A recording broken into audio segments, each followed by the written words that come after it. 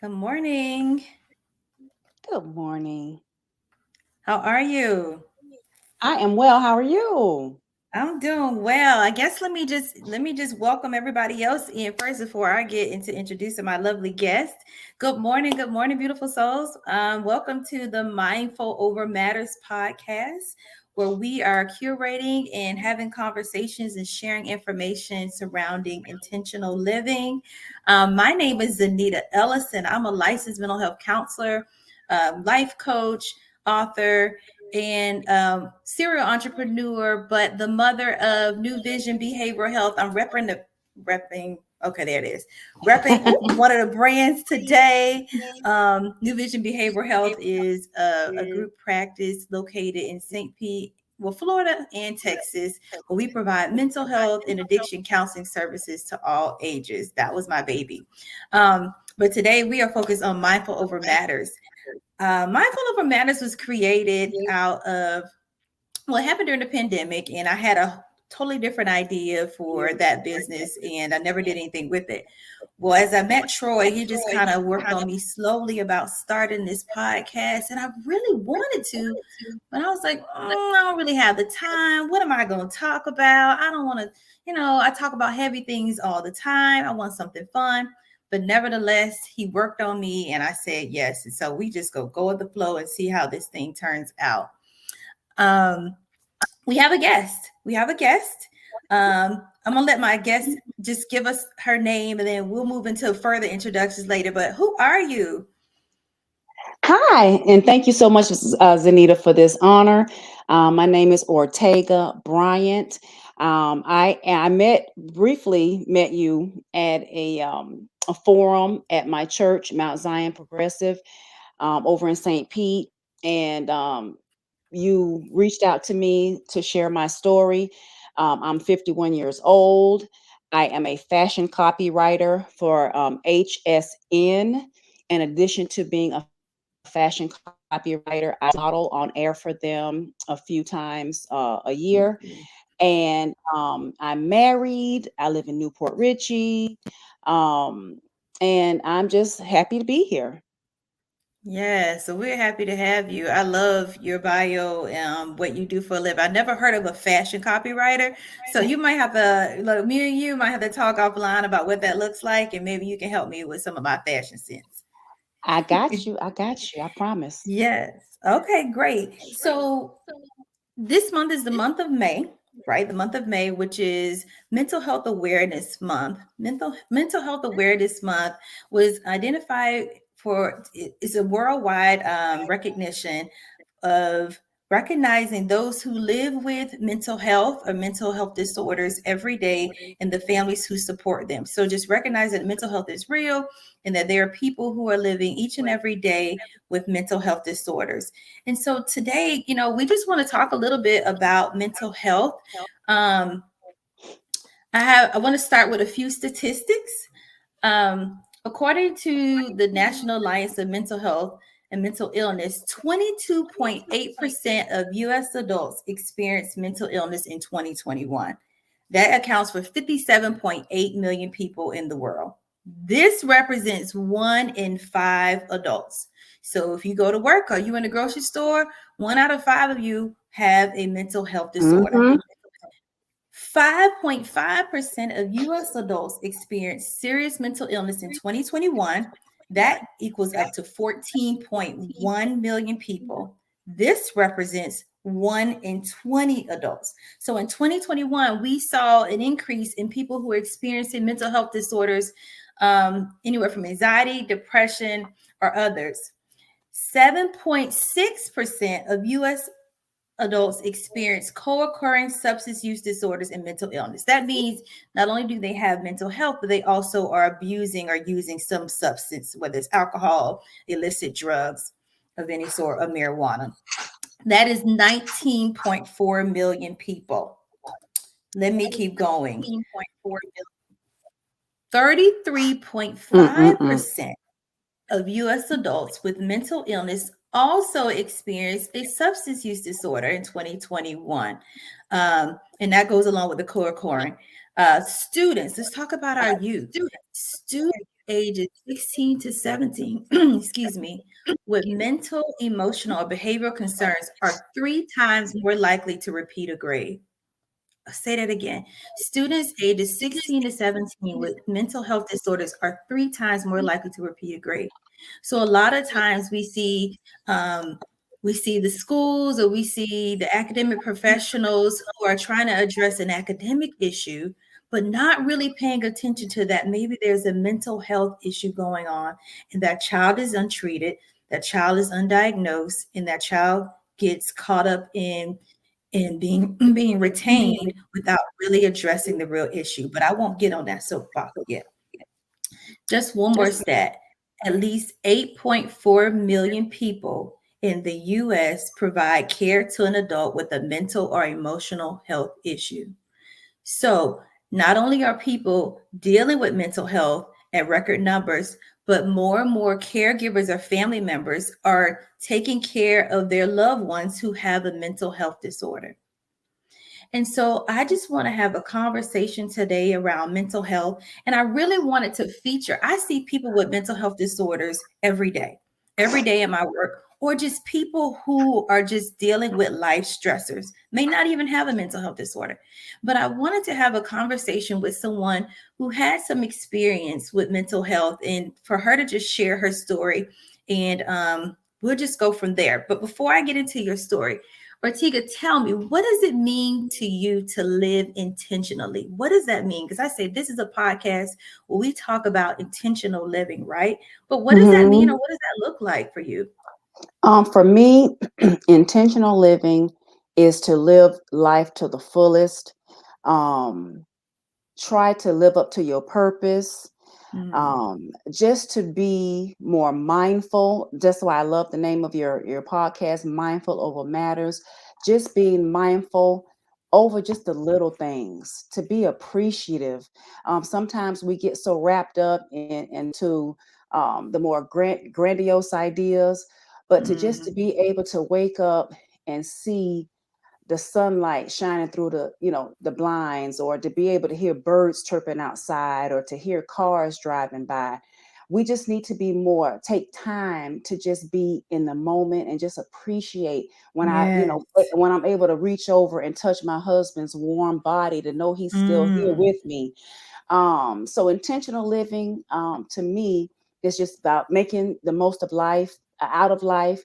The pandemic took so much from us, and so I even have even a more respect for life, because I've seen so many people leave us, and so mm. we do need to be intentional, because life is short. It used to it used to be here today, gone tomorrow, and now it's here today, gone today. Wow. Yes. I love that. I love that beautiful picture you painted of intentionality, because it's just the small things to be able to say good morning, to be able to, Mhm. to even say, today was a rough day. Some people didn't get a chance to wake up and even have that to say. And so, yes, being able to appreciate those small things and identifying what living looks like for you. I love that. Thank you. So tell us, what is your relationship with mental health or mental illness? Oh boy. So, um, I experienced childhood trauma, and I really, my husband was mortified to find out the amount of women that go through childhood trauma. I'm sorry, mental health covers so many layers. And Mm, you and I talked last night, and we'll get into eventually, there'll be more podcasts on more subjects, but we got childhood trauma. We have trauma dealing with us just being African Americans, dealing with racism every day. For me, my mental health issues stem from childhood trauma. um, but most recently, I was diagnosed with bipolar 2 disorder, depression, and anxiety back in 2021. Now, what I recently found out when I went to one of my last two therapy sessions, I found out that being diagnosed, my therapist told me, he said, even though you were diagnosed in your 50s, he said, this is something that didn't just start. He said, you do Mhm. not just wake up with mental health issues. He said, if you Mhm. think back, he said, you probably had some of these issues long time ago, and it's Mhm. just now you're being diagnosed. And when he said that, it hit me like a ton of bricks because he was exactly right. Some of the Mm. things that I'm doing now, it's not new. I was doing this back in my 20s in college. I did it in my 30s. I did it in my 40s. I'm just being diagnosed in my 50s. So people need to Wow. really, really, really realize that. Wow, wow, wow. You said a lot of things that we would probably unpack. But Ortega said she was diagnosed with bipolar disorder in her 50s. And for those of us, or those of you who may be watching and not sure what bipolar disorder is, bipolar disorder, which was formerly called manic depression, is a mental health condition that causes extreme mood swings that include emotional highs, which are described as mania or hypomania, and very, very low lows, extreme depression. When you become depressed, you may feel sad or hopeless or lose interest or pleasure in most activities. When your mood shift to mania or hypomania, you have these extreme sense of, some people feel very grandiose or euphoric, full of energy, unusually irritable. And these mood swings can fluctuate at whatever pace they do. They affect your sleep, your energy, activity, your judgment, your behavior, and your ability to think clearly. So that is bipolar disorder. Ortega, you say you were diagnosed in your 50s, but you felt like your childhood trauma also created your mental health as well. Was there anyone else in your family that was diagnosed with mental health? Um, Not diagnosed, but now that I'm in it, I can go back and recognize it. I have a sibling who I have a younger sibling who is diagnosed. She's diagnosed with schizophrenia. Um, Okay. my grandmother suffered from a mild dementia. But those are the two main ones that I can think of off the top of my head. Okay. Yes, most of the time, for a lot of us who have mental health disorders, it's in our bloodline somewhere, not in our blood, but that means that sometimes we are genetically predisposed for mental health because it is hereditary, somebody in our family. I was diagnosed, just a little story about me. I was what they call born depressed. My mom was severely depressed when she was pregnant with me. When she went into labor and delivery, she had an infection. Her grandmother was dying, and she couldn't see her for weeks because she was so ill. Um, and when she gave birth to me, I was the color blue, and the doctors told her that I would be depressed for the rest of my life, and they were Wow. right. Yes. And I remember, and she would tell me these stories, but I remember she said, I would come to you and you'd just be crying. And I say, what's wrong? And you would say, I don't know. She was like, and you were always sad, always crying. And I remember Mm-mm-mm. experiencing that, but I didn't realize that my mom had depression. My mom also had anxiety, that there are other people in my family who also had mental health, but they just kept going, you know? So Mm-hmm. we never noticed it. It wasn't a thing. We didn't talk about it. But now when I look back, I'm like, wow, like no wonder why I have some of these, because I see the traits and the Mm-hmm. symptoms in other family members. So yes, a lot of times if we have a mental health disorder, you go back down that family tree, somebody else Yes. does as well. And we Yes, for sure. and like you said, we keep going. And that is another something else that I just learned recently or discovered recently. And I did a Facebook post about it, about normalizing suffering. We just Ooh, live in it and we just live through it and we yeah, don't address it. And yes. it's an issue. And so in the video that I shared, when I went to my therapist, and again, I commend your profession, because I can't even imagine you all carrying the weight of listening to everyone else's problems. And then I'm pretty sure having your own problems. So I just honestly, now that I'm in it, I have a newfound respect for what you do. And thank you for all that you do. Oh, Um, thank you so much. I appreciate that. I oh like to say yeah, we I are can't even frontline imagine. workers. Yes, I can't even absolutely. imagine. So Thank you. we're pouring our stuff on you guys. And so I went to my therapist and he told me when I for my childhood trauma, it led to be me being promiscuous. Um, I was looking for love in all the wrong places. Hmm. When I first started dating my husband, he found a book that I had written everything down in. I'm talking about all kinds of encounters. So you can imagine how devastated he was when he found it. Mm.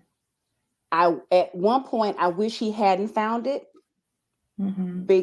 but at the same time, I'm glad he found it because he still loved me after he knew. This Wow. man loved me enough to go with me to therapy. And my counselor asked me, she said, Ortega, she said, I had books and books and books, Anita, books and books and books of encounters. And she said, Ortega, why are you carrying this with you? And I'm Mm. talking about the 90s.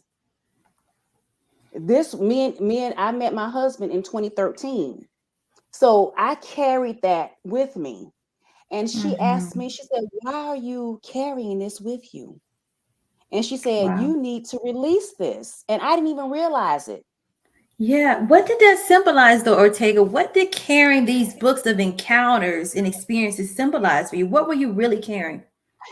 I do not know. I felt like, because I'm a journalist by profession. And so I don't know. I just write everything down. I want to keep an archive of everything. I don't know what's in me that makes me do that. But she told me, she said, as long as you're carrying this stuff around, she said it's weighing you down. You need to leave that where it was, and you need to start fresh in your new Yes. relationship, and so her Hmm. one of my homework was to get rid of the books. And so Wow. Zaneta, Can I? me and my husband, go ahead, go ahead. No, no, I want you to finish your story, but I want to add to that because I heard you, and I heard your therapist saying that carrying those books was a weight you were carrying. But I almost feel like I could see it as it was a coping mechanism for you because releasing those encounters, I don't know how you could carry those encounters as a secret, meaning I keep it all in. And I saw you writing it down because we use bibliotherapy or journaling as a form of self-expression to get out what's here or what's here onto paper so you don't have to carry it inside. And so to me, I could see how that just kind of helped you unpack what you did or what you experienced and move on until the next experience. To me, I saw it as you Hmm. unpacking. You unpacked it on Really? paper, yeah, because you were taking it out, you didn't hold it in. It was your secret, but not really because you were having your own form of releasing this stuff. So that way you had the capacity to go on and do everything else you accomplished despite your mental health, despite your Right. encounters. Yeah. So to Yeah. me, it was Hmm. a coping strategy to help you get through life up until present to where, hey, maybe it didn't need to serve you anymore. It wasn't serving you anymore. You no longer needed that coping strategy because now you have awareness to move towards Hmm. intentional living and wellness. Yes. Yes. Yes. Don't make Yes. me Yes. preach, And so, Ortega. Okay, okay, okay. okay. Okay. But you are exactly right. It served its purpose, and it was time to move on from that. I was no longer Yeah, that person. I had grown so much more spiritually. yeah. And so me and Larry sat down. I got a big crab bucket. I threw all those journals in that bucket. We sat in the driveway in our folding chairs, got a big lighter, striked it, a big match, striked it, and just threw it into the pot. And we literally have pictures of me sitting there and watching all of that burn. Wow. It was Wow. so it was so freeing. I can So imagine. from that point, I knew how much he loved me to know all the stuff I had done. And so from that point, got married and all that stuff. But anyway, so my therapist helped me so my newer therapist helped me realize that I had started this a long time ago. None of this was new. And Yes. so I did not realize that I had mental health issues um until I just started doing just crazy stuff. Um One of the things I would do was sleep a lot. I was on the spectrum. I would either sleep a lot or couldn't sleep enough. Mm-hmm. So I would get up like 3 o'clock in the morning, Mm-hmm. tear the house up, tear the house up, pulling, just busy doing nothing, Mm. rearranging stuff, purchasing stuff, being racing thoughts. Like right now in front of my computer, in my on my computer, I have the symptoms up on my screen, bipolar 2 signs and symptoms. And Mm. when I read them, it's chilling. It's chilling Mm. because when I Why do was you say diagnosed, that? because I was in it and didn't know it. Okay, Mm. so let's see. Excessive spending. To me, I thought I was being normal because I loved it. But this excessive spending was way beyond what I had ever done. Um, it says flying quickly from one idea to the next. My Mm. thoughts were all over the place. I would try to lay down at night, Zanita, and my mind, I couldn't even, my brain wouldn't even relax because I Yeah. have all these thoughts running through my head. And so 4 o'clock in the morning, I'm getting up and I'm running around the house doing stuff. It was just insane. Um, Making and pursuing grandiose, unrealistic plans. Mm-hmm. For my 50th birthday, I threw a party that I can't even describe. I spent thousands on my 50th birthday party. I purchased Wow. my husband a vehicle for my birthday. He didn't ask for it. I went behind his back and purchased him a vehicle. That was not normal. It Yeah. was not normal. Yeah. What? Wow. So Would you? yeah, so I learned a lot. I Would you? learned a lot. Wow, wow, wow. Ortega, would you say that even if you like rewind back to childhood or adolescence or as a teen, some of your promiscuity, would you Hmm. say that maybe that was a part of it? Like because that's pretty common with teens with bipolar disorder. Some of them even outside of sexual abuse, some of them can be very, have self-destructive behaviors such as having a lot of partners they don't even know. So a lot of high risk behaviors, high risk sexual experiences. Would you say that maybe even that was a part Hmm. of a layer of your bipolar disorder or a symptom? Oh, absolutely. Absolutely. And Zanita, not only did I put myself in harm's way by having one night stands with Mhm. strangers, and I'll be completely honest about it because I can a testimony. I'm not here to portray um something that I wasn't. It was a part of my past who made me who I am today. So Yes. not only was it, several partners, there was also a layer of putting myself in harm's way by alcohol abuse. I had and at times drinking problems where I just don't know when to stop. And so Mm. I have gotten behind the wheel of a car and literally drove myself home. And then the next day, I'll call some friends and say, "Oh, which one of you drove me home?" And they're like, Mm. you drove your own self home. Wow. And Yeah. so I could, Zanita, I should have been gone so many times. Mm-hmm. But by his grace and mercy, I'm still Yes. here. So obviously there's a purpose. Like you said, you didn't, you was trying to you were looking for someone, a regular person who looked like they had it all together and who went through mental health. And I am the poster child for what you were We looking for. are we are the We poster are. children. We are Yes, not ma'am. alone. There are many of us, but the fact that we can be honest and transparent about our story, we turn our pain into passion and sometimes our passion into profit, then it's all for our good. And this is your story. This is your story unapologetically, and the way that it can impact the lives of other people who may be just running around making decisions that they don't even know why. And mental health may be the last thing they think it is. And Right, so right. I'm just so honored. Exactly. Yes, I'm so glad that you are able to tell your story, and you covered some of the questions I had because I wanted to know what life was like before you were diagnosed.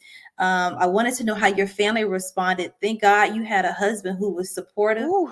who knew how to meet you where you were, and who knew how to support your journey into wellness. The fact that he read those encounters, didn't get in his feelings, didn't get in his ego, didn't make it about him, but he saw you and wanted to support you being the best version of you. Hmm, Yeah, that's hmm. important because when we on this mental health journey, it is not an easy thing to do alone.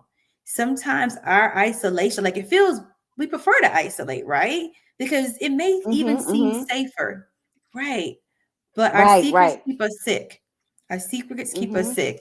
And so, Yes. how would you say you manage your mental health symptoms now? Like, what does that look like for you? Um, for me, I have to stay obviously prayed up. Um, but more importantly, I need to be more mindful of my conduct. What I need to be more mindful of, I slow myself down and I think of not, but I have to think of what I'm saying before I say it. In with my words, and I fit so many people, and so now I try to be intentional about thinking Mm-hmm. about things before I say them. Um, Mm. when my doctor told me that I was bipolar, it shook me to my core because I never wanted that word associated with me. I'm like, bipolar? Mm-hmm. What do you mean? I was so devastated, Zanita. I can't even begin to just, I'm like, eh, to me, bipolar, and I hate to use the word crazy, but I'm like, wow, I'm crazy. Yeah. Um, but that honestly was devastating to me. Here I Yeah. am on the cusp of, turning into this beautiful golden age of 50. I'm Mm. living in a beautiful home, beautiful marriage. It looks like I have everything together, but the inside, I was tore up from the floor up. And Mm. so, Yeah. I the panel that I was on with you at church, I was invited by Jewel Murphy, and Jewel Murphy reached out to me because I was transparent about it online. Um, I always say revealing is healing. I never want to hold anything back that can help someone else. And so that's why we're here. Wonderful. Wow, wow, wow. You said a lot. I love some of the things you said. And we're gonna get into that after our short break, featuring our artist that we what is it, our blast artist of the day. We're going to have a short break and feature him, and then we'll move back into the rest of our segment. But you said you were honest, you were self-aware, you were transparent, and those things are key to our journey of moving into intentional living. And so we'll get into that. So now let's take a short break for our Blast Artist of the Day. Yes, indeed. Our Blast Artist of the Day is my man Elijah Rosario, and this is called Best of Me.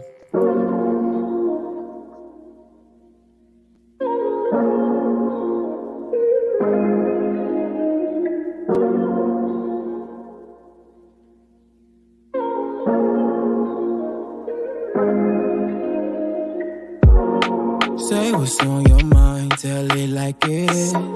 Is there something in your heart wanting part in it? If that's the case, then girl, just say so. Games, I ain't tryna play those. Know you protective of your heart. Know you healing from them scars. Well, how about tonight we just put all our worries aside? Take advantage of this moment. Hold me tight, I'm talking closely. I've been seeing clearly lately. Ain't no guarantee, just maybe. One thing that I'm certain of, I can't live without your touch, no. Kiss me like the first time that we met.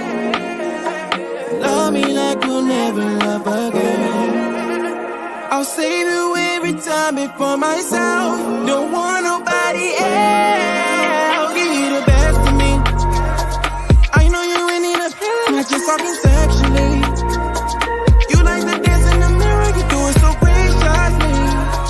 I feel like nothing else matters when you laying next to me. When you laying next to me, give you the best of me. I know you ain't need a feeling, not just talking sexually. You like the dance in the mirror, you do it so graciously. I feel like nothing else matters when you laying next to me. I'll give you the best of me. Don't wanna waste no time. You know a good girl's really hard to find. You've been heavy on my mind. Boy talk is cheap, but I'll wait in line. Love the way I move to the baseline, waistline. Bad girl, not only on FaceTime. You know true love really takes time. Can't find a love if you ain't mine, no. Watch me wind it slow. Watch you lose control. Just wanna let you know this is how the thing goes. Make him spend 6 figures on the bling. African bad girl deserve the finer things. Private jets, baguettes, and diamond rings. Summertime drop top money ain't a thing like what it seemed like. Kiss me like the first time that we met. Love me like we'll never love again. I'll save you every time before myself. Don't want nobody else. Give you the best of me. I know you ain't need a feeling, not just talking sexually. You like the dance in the mirror, you do it so graciously. I feel like nothing else matters when you laying next to me. When you laying next to me, give you the best of me. I know you ain't need a feeling, not just talking sexually. You like the dance in the mirror, you do it so graciously. I feel like nothing else matters when you laying next to me. I'll give you the best of me.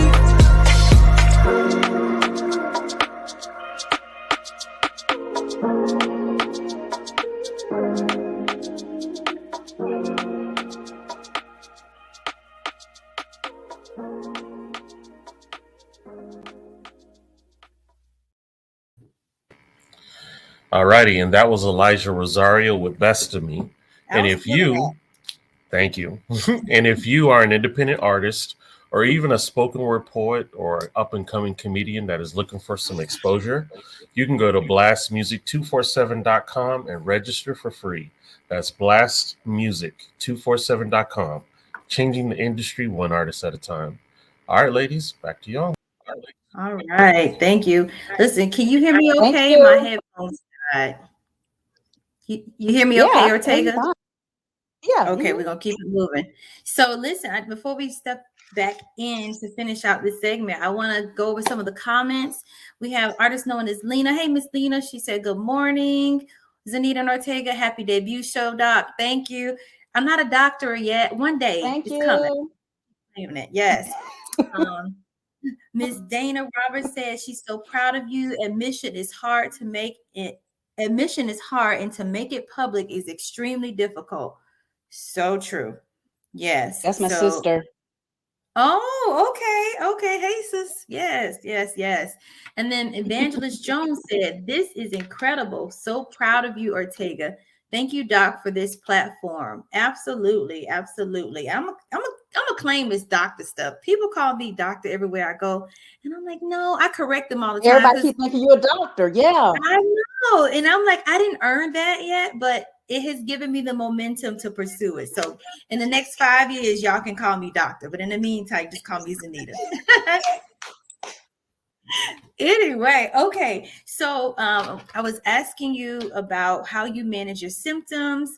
Um, did you decide to go medication route? I know you have a therapist.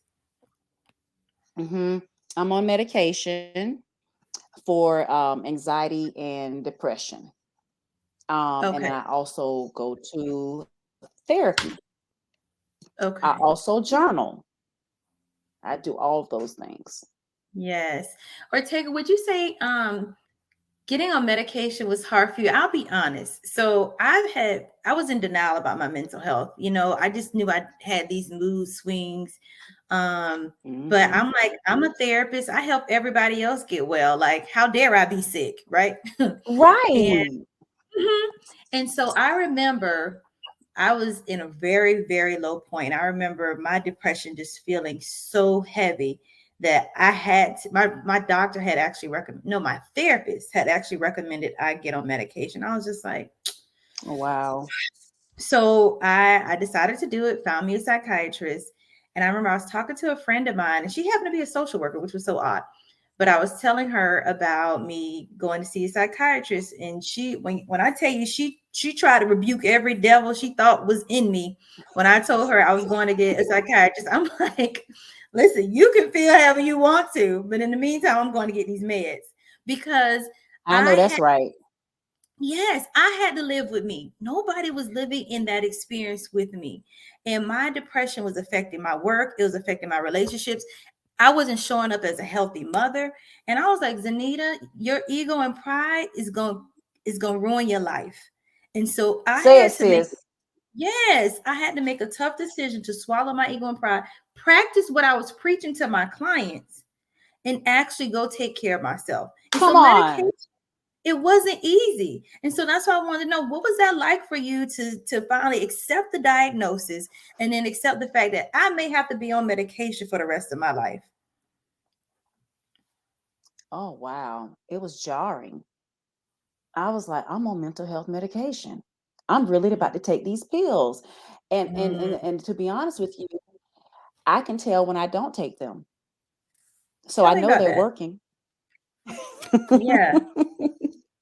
Oh God, it's so funny. I just went on a little tangent yesterday with my sister, going off Mhm. about something, and she looked at me and she said, "Did you kill me?" I was like, "Not yet, but I will." And so I don't know. It's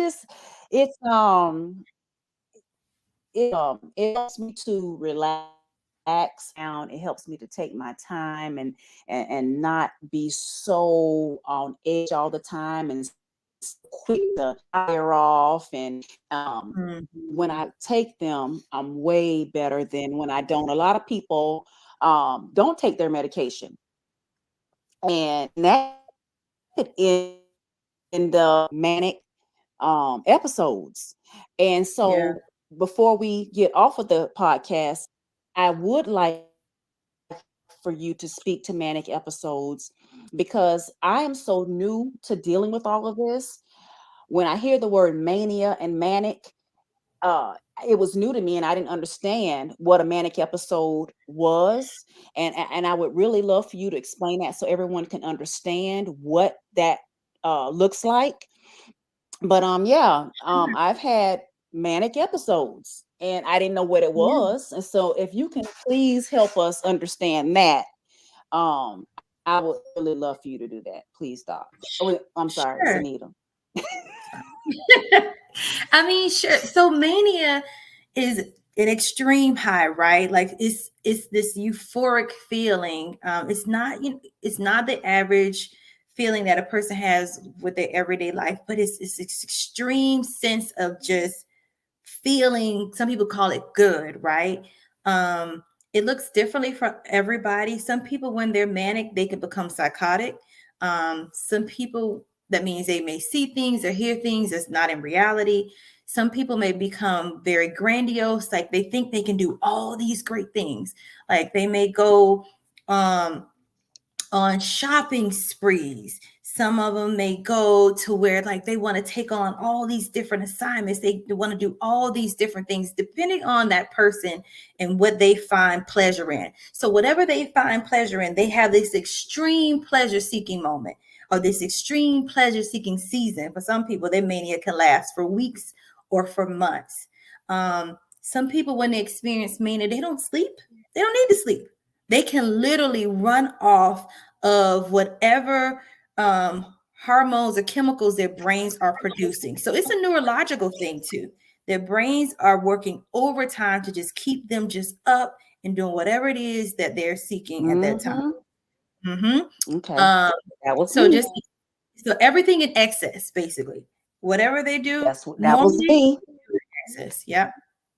I watched You, the special. you go overboard. You go overboard. Yes. Yeah, exactly. I watched a special of a lady. She was a mother, a wife, and she was an Olympic. Was she a swimmer or something? I don't know.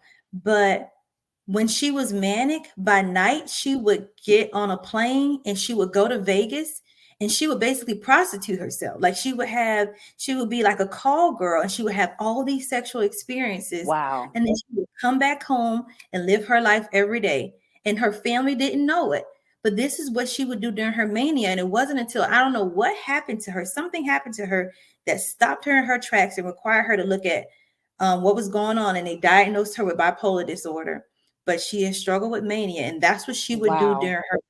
Yeah, yep. So it will almost cause you to feel like you live in a double life in some areas and in some ways. Wow. Yes. Let me tell you what I did to my husband.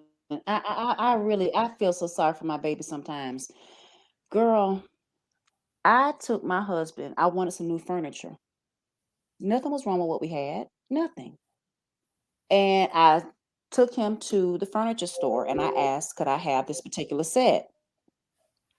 He said, no. Let me think about it. No, he said, no. He said, no, not right now. That's what he said. Well, me being me at that time and wanting what I want, I went behind his back and got it anyway.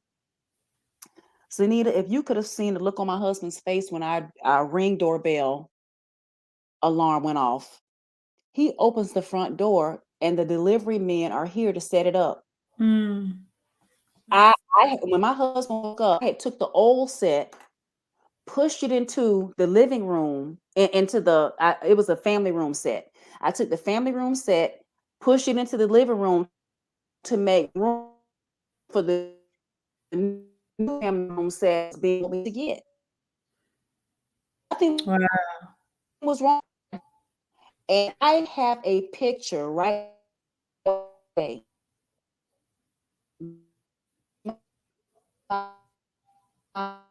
You're breaking up really bad, Ortega. My husband watching the men as they set up the new set, and the look on his face, it was unbelievable. I didn't get it. I disgusted, and now that I look back, I'm like, wow. I just realized his whole life. He would go get in he would open up his trunk, and I got so bad. I had stuff in my car instead of high car. I got stuff coming from Amazon. I work for HSN. I got stuff from HSN. I got stuff from Home Goods. Excessive spending was not even. That was putting it lightly. Wow. I'm so glad to know that there was something wrong with me. Yeah. You break it. Oh, I'm sorry. You're breaking up really bad. And so if I'm talking over you, I think Ortega. Ortega, you're breaking up really bad, but I want to speak to your point, and hopefully your Wi-Fi will clear up by then. Um, I heard you say, "Thank God that there was something wrong with me," quote unquote.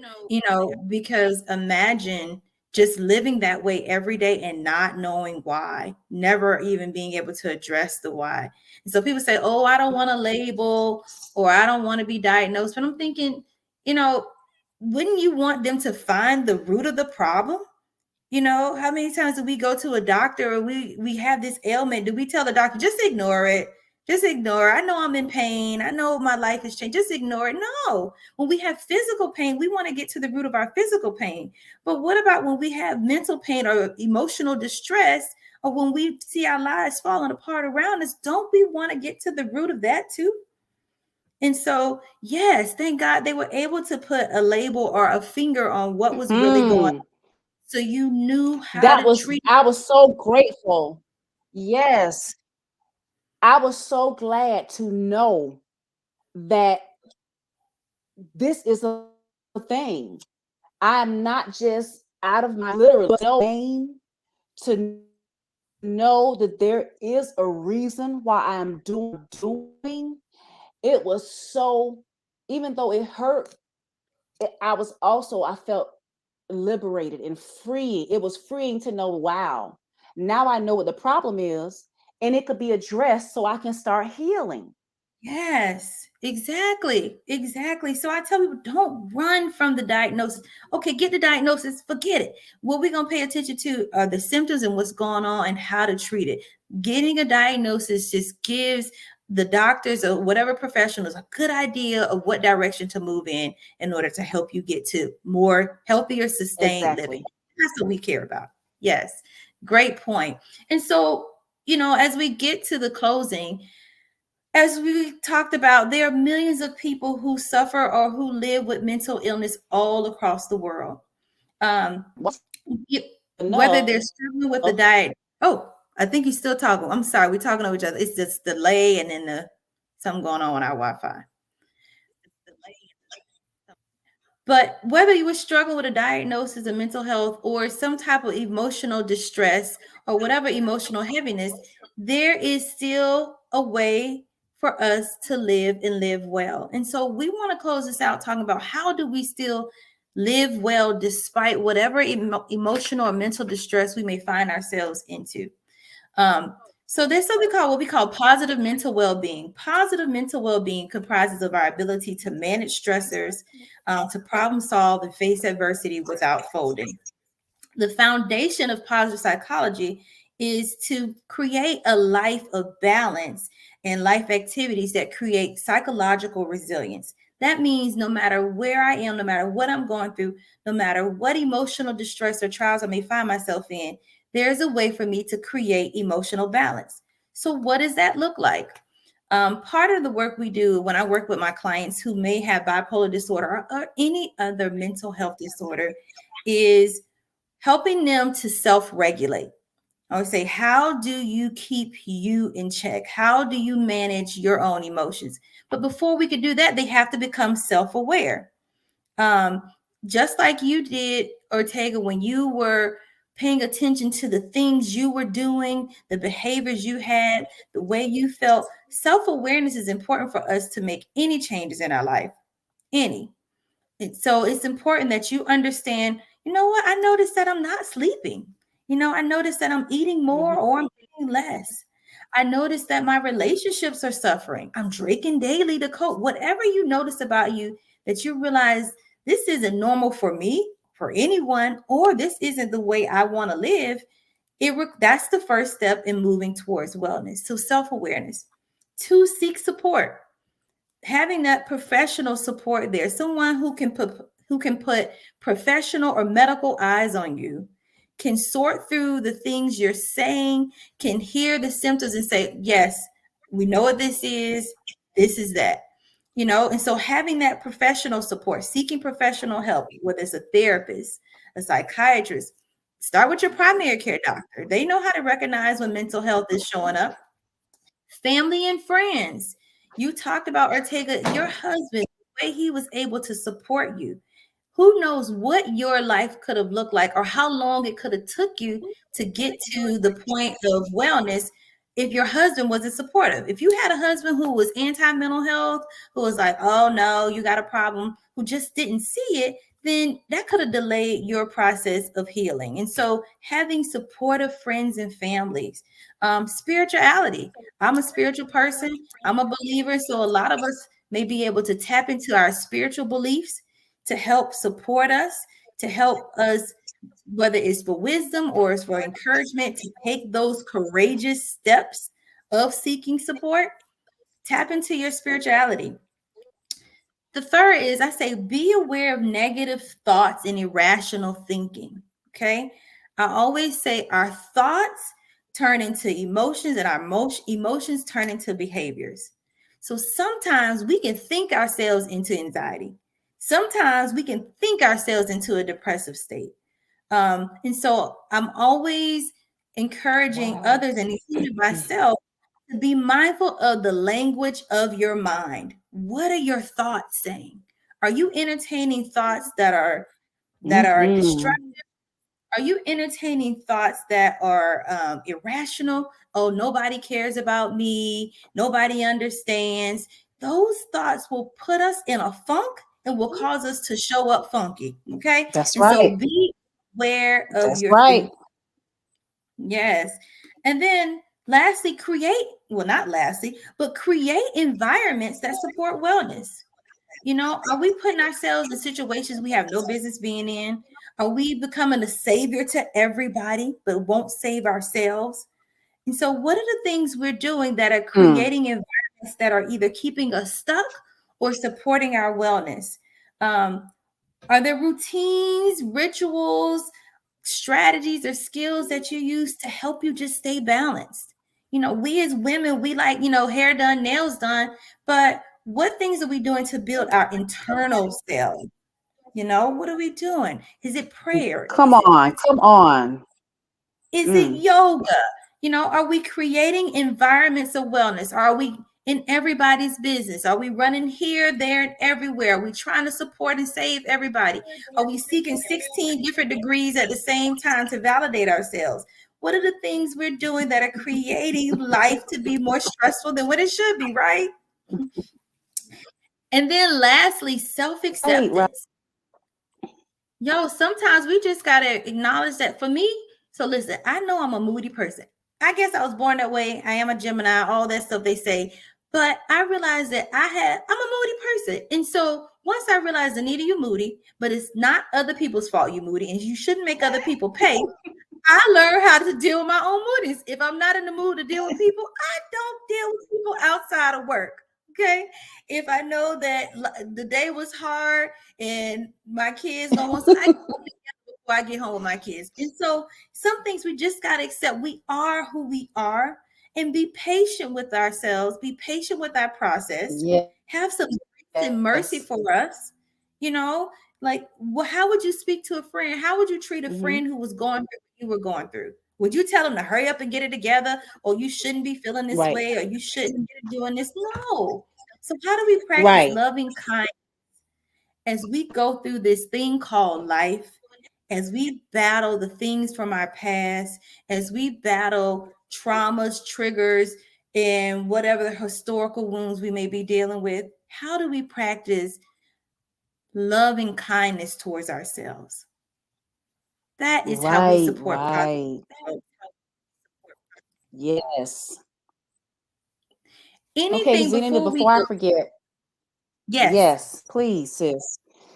Whoo, you said so much stuff, and I know we got the year, but what I want to tell, especially the women who are listening, women, we are nurturers.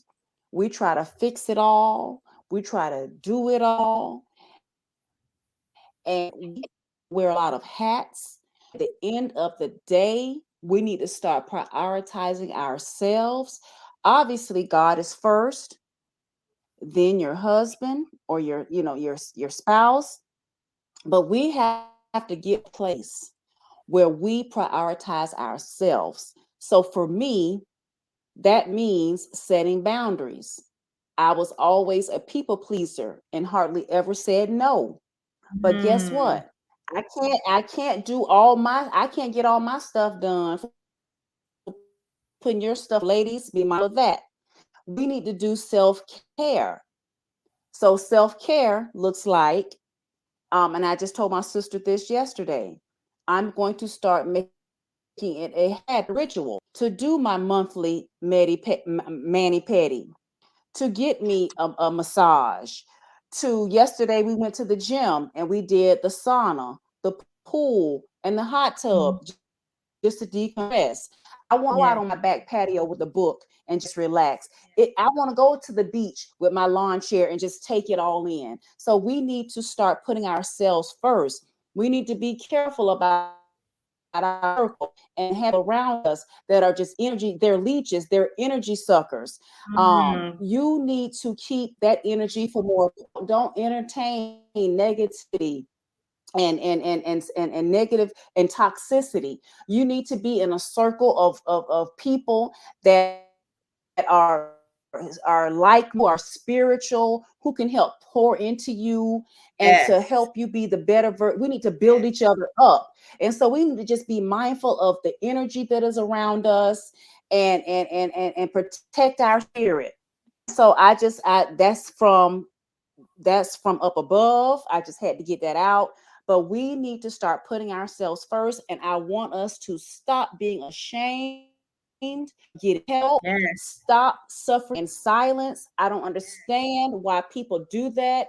I have another family member who is suffering from anxiety, and they are ignoring it. It's been years for them to take care of that. Why are you suffering and going through this without getting treatment? And so we need to do better, y'all. We need to stop suffering in silence. We need to stop worrying about the stigmatism of having mental health issues. It is what it is. Face it head on and get the help you need so you can start healing, sis. Come on now. Absolutely. Yes. Listen, you don't said a word and took us to church. Yes, absolutely. That is so true. Everything you said. And so even you spoke to the women, to the men. Men, your mental, emotional health is important too. The world is on your shoulders. I get it, especially if you're a man of color, but it is so important for you to value your mental health, because listen, we need you well. We as women, we need you well. Your children need you well, and you need you well. It is okay to not be okay. I don't care if you have to talk to your barber, or if you talk to your pastor, or you talk to your brother, but your mental health matters as well. And so I am just so grateful for this conversation. The comments, Miss Carla Simpson said her therapist told her to hold her own hand like she would hold a friend. Amen to that. Yes. Marlon said, amen. Evangelist Jones said, a village of believers is key. Yes. Connect with those who can affirm your faith, who can tap into prayer when you don't have to, who can intercede on your behalf. Yes. We are supporting each other. Let's see. Oh, the artist known as Lena said, thank God for the therapeutic community, but the blessing I am seeing on this podcast debut is that the village is coming out for support of both of you. Your church members and friends are showing up. Yes, I see you. Oh, thank you. Your support on here, Miss Ortega. Yes. Thank you, guys. Absolutely. Yes. So hopefully, come on, y'all. Come on.